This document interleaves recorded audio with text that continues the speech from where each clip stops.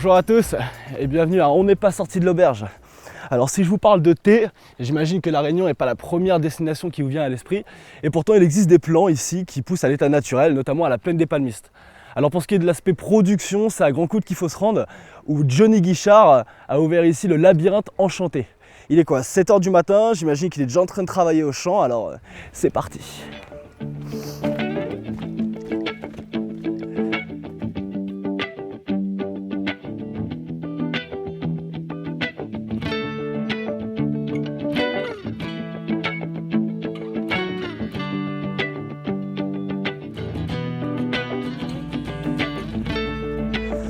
Alors la petite blague, c'est que le chanté il est de l'autre côté du labyrinthe. Vous avez compris ce qui m'attend.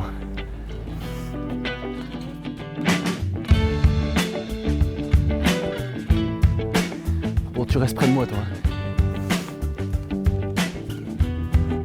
Johnny! If you could have tried to trust the hand that fed, you would have never been hungry. On fait quoi, à gauche ou à droite?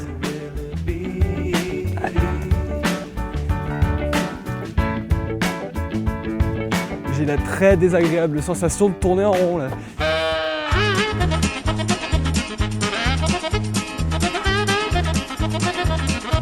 Et là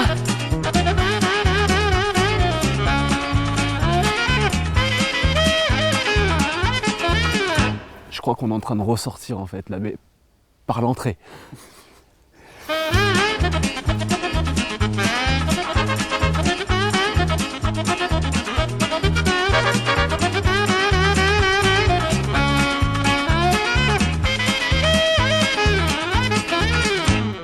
Là, je crois que c'est par là.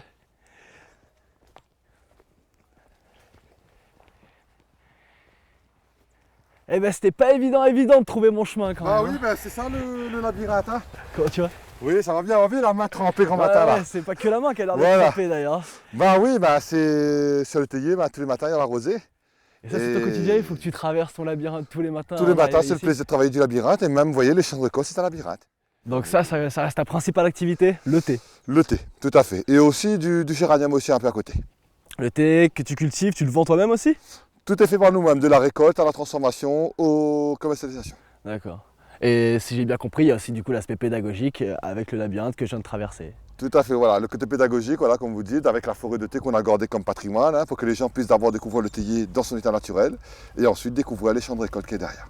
C'est parce que c'est vrai, d'habitude le théier dans l'imaginaire collectif on le voit vraiment comme un petit plan comme ça, alors que dans le labyrinthe c'est des arbres qui peuvent monter jusqu'à 6-7 mètres en fin de compte. Tout à fait. Et c'est quoi l'intérêt finalement de tailler à une hauteur particulière? Ben, imaginez-vous, tout à l'heure on va vous mettre sur une parcelle de 2 mètres, il faudra prendre un escabeau pour pouvoir avancer. D'accord, en fait donc Et c'est que juste les gens un vont aspect sortir. pratique, c'est pas parce que là finalement L'aspect pratique, le bourgeon va être meilleur, c'est juste C'est- un aspect pratique. Moi qui sera au mieux, ce sera mieux aussi pour nous.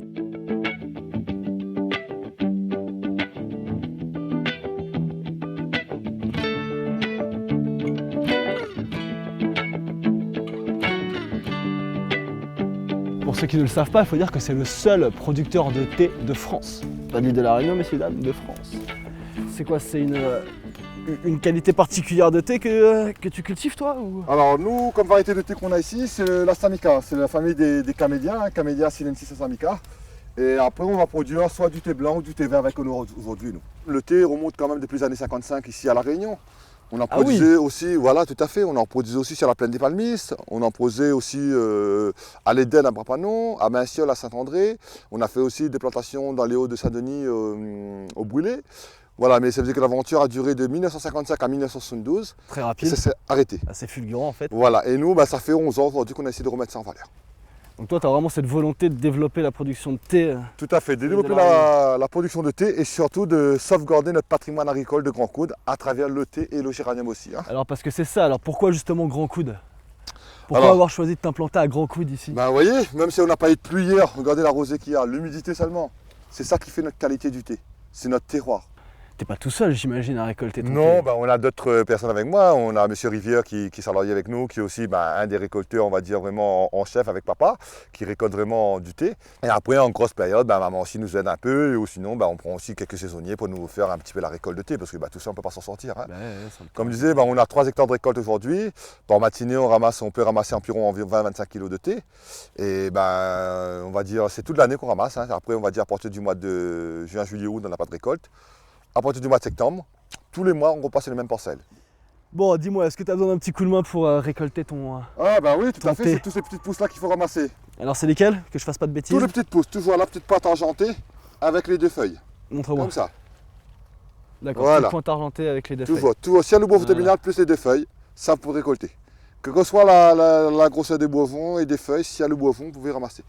Bah, si t'es d'accord, on peut peut-être finir de récolter Oui, ce tout qu'on à a fait. besoin et puis On va après... récolter ce qu'on a besoin, on va mettre dans l'atelier de séchage, parce que le matin très tôt c'est mieux pour la qualité du thé. Et après on va mettre dans l'atelier et on verra les autres étapes ensuite. Bon bah, on a encore du boulot quand même. Hein.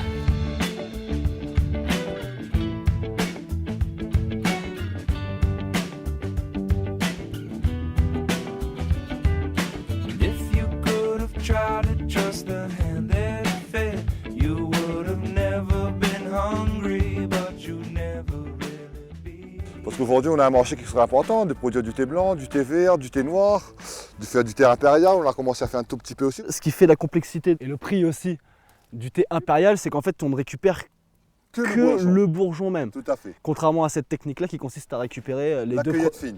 les 2 premières feuilles et le bourgeon. Voilà, c'est ce qu'on D'accord. appelle la cueillette fine. Always looking.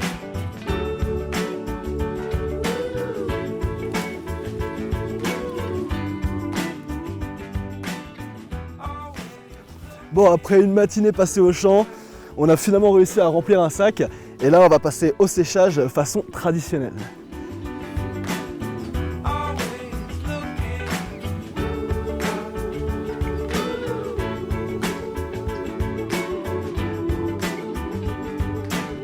Always looking out. Bon, et qu'est-ce qu'on en fait de ton thé maintenant? Alors le thé qu'on a récolté ce matin, là on va le mettre à la partie aérée aussi. Comme ça on va l'extracteur d'air qui va enlever toute l'humidité qu'il y a dedans. D'accord. On va le mettre sur les clés. Vas-y. Enfin, il est quand même assez clair. Là, vous le videz directement dessus. On va le vider directement dessus. Tout ça là, on va bien l'étaler clair sur les clés. Et, Voilà. cette étape-là, elle dure combien de temps du coup? Alors là, ça va demander 2 semaines de séchage. 2 semaines de séchage.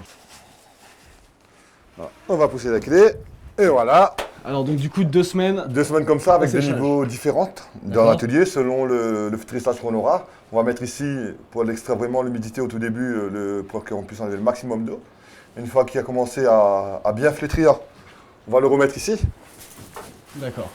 Et là, ici, cette partie qui est, comme vous pouvez voir, Bien plus sèche. beaucoup plus sèche. Et là, il va sécher comme ça, craquant. Cette partie craquant, si on écrase, tout va tomber par terre. On va le mettre dans un van. Tout ça, on va vraiment l'écraser manuellement, hein, comme vous pouvez voir. Ce qu'il ne faut pas oublier, comme vous avez pu voir tout à l'heure, on ramasse des tiges. Tous ces tiges vont être enlevées dedans. Parce qu'en fait tout se fait à la main. Tout se fait à la Tout main. se fait à la main. Uniquement à la main, voilà. Et le triage, on s'est adapté avec une technique, avec un panier longtemps, un panier à bambou pour faire ce triage. O dia mãe não alale mover, com se ver gagne pas causer. Ça l'a pas fait pour mal parler, ensemble. Voilà, ce sera le thé qui sera déjà nettoyé. Pour mal parler, ton la guerre est rouvre en radio quartier. Et je vois que t'as un peu de vanille qui traîne ici. Là. Du coup, Tout à c'est fait. pour quoi? C'est pour aromatiser le thé ça? Voilà, ça c'est la vanille bio que je prends, il y a ceux qui n'est pas encore bien sèche, hein, que je Vanille continue de à la faire Réunion, sécher, hein. voilà, craquant comme ça pour nous. La vanille de la Réunion, bien sûr, tout à fait, et en bio. C'est-à-dire que tu récupères absolument tout. Voilà, on boit tout Douce, avec, toute tout à la fait. mousse, tu Voilà, récupères pas tout à juste fait, les voilà. petites graines à Non, l'intérieur, non, toute la non, mousse. non, on boit tout la mousse. Ah, la paix soleil ou a fait noir son tour. Tiens, sens-moi ça. Non, on est dans une pièce qui est juste à côté, où en fait on va passer à l'emballage du thé en question. Et mon monde le doit m'amailler, ma redonne les cafés grillés, ma redonne à l'ocaire conillé. Admire le travail. Travail de pro. Moi, je suis assez fier de moi.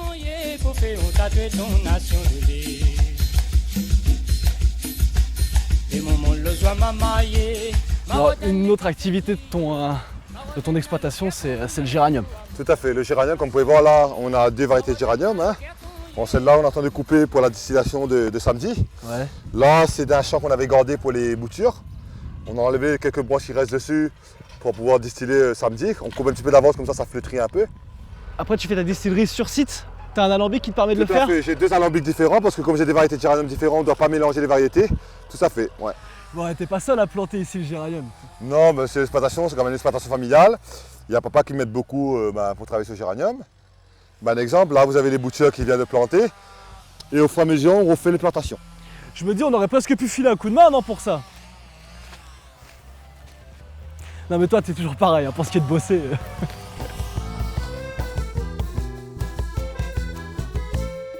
Là-bas derrière la montagne, soleil là fini levé. Dans la cour, six pieds papaye, un les oiseaux là pour chanter. Un peu partout dans le pays, la ville en marche déjà. Moi tout seul là, si mon lit, moi les malades avec tracas. Mon Dieu, si ou à moi là-haut, mon Dieu fait trop. Alors, on est donc de retour avec notre sachet de thé qu'on a mis à sécher, frotté, empaqueté et qu'on a mis à infuser. Alors c'est quoi la préparation, le secret pour un bon thé en fait? C'est Le quoi? secret pour un bon thé, comme tout thé blanc, hein, le temps d'infusion est un petit peu plus long que les autres. Il nous faudra 15 minutes d'infusion avec une eau frémissante pour qu'on puisse boire à peu près, on va dire, 75 degrés comme nous on le fait. On va le boire à peu près quand ça refroidit un petit peu le temps que ça s'infuse à 70 degrés. Une bonne température pour boire le thé. Ouais, donc c'est presque savant en fait la préparation du thé quoi. 75 degrés. Voilà, santé avec du thé. Avec ou sans thé? Avec thé. On fait comment là? Avec thé, mais sans Mais thé, sans on thé. peut le faire. Voilà. Qu'est-ce qui t'a poussé dans cette direction-là, dans ce style agricole-là? Alors ce chemin-là, ce qui m'a ramené sur ça, on va dire, c'est l'expérience un petit peu professionnelle. Parce que c'est vrai que quand j'ai commencé la plantation ici, c'était, voilà, j'ai repris l'exploitation pour le géranium. J'ai travaillé à l'époque avec une association qui s'appelait le CIVAM Réunion. On intervenait chez les agriculteurs et on avait vu que quand on disait du bio, le change n'était pas possible. J'ai vu que chez les agriculteurs qui ont travaillé sur du bio, qu'au début, c'est pareil, je disais c'est pas possible, mais c'est ça qui réussit, c'est pas qu'une seule culture, c'est tout l'ensemble d'une exploitation qui fait vivre une exploitation. C'est pas dire qu'on va planter que du thé pour du thé, c'est pas possible. Si on plante que du géranium, c'est pas possible.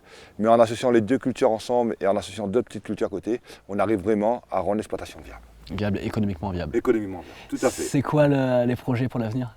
Alors les projets pour l'avenir, pour les 11 ans du labyrinthe, on verra l'évolution de la maison du thé, parce que l'année dernière, pour les 10 ans, on avait posé la première pierre. Là, on a le bâtiment qui a commencé, hein, voilà, qu'on peut voir derrière. C'est quoi la vocation clairement de la maison du thé? Enfin, je veux dire, ça va par rapport à l'entreprise, ça va être quoi l'utilisation de ce bâtiment-là? Alors la maison du thé, ce sera un espace d'accueil beaucoup plus spacieux pour qu'on puisse accueillir les gens dans toutes conditions climatiques.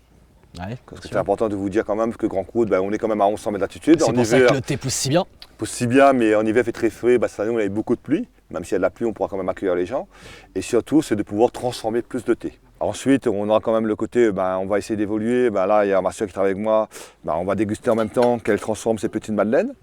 Ce sont des petites madeleines qui sont pour au géranium. L'objectif, c'est de pouvoir sortir une gamme de biscuits aussi au thé. Vas-y, je t'en prie. Voilà, merci bien. Manger quand même. Voilà, allez-y, je vous laisse vous servir la petite madeleine. Ensuite, on aura des biscuits qui sont sortis aussi à base de thé, à base de géranium, vraiment de développer cette gamme de produits qu'on a aussi sous la main. Je te remercie beaucoup. Merci à vous. À bientôt. Non, reste assis, À t'es trop bientôt. grand.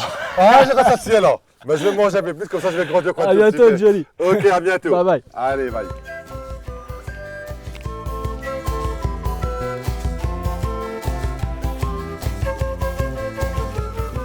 Bon bah voilà, c'est comme ça que se termine cet épisode, sous la pluie. Mais bon, on est dans les hauts de la Réunion et parfois on n'a pas toujours ce qu'on veut. Quoi qu'il en soit, si vous voulez une sortie culturelle et en savoir un petit peu plus sur un aspect patrimonial méconnu de la Réunion qui est le thé, c'est à Grand Coude que ça se passe au Labyrinthe Enchanté en compagnie de Johnny Guichard. En ce qui nous concerne, on se retrouve très vite sur les routes de la Réunion et à plus.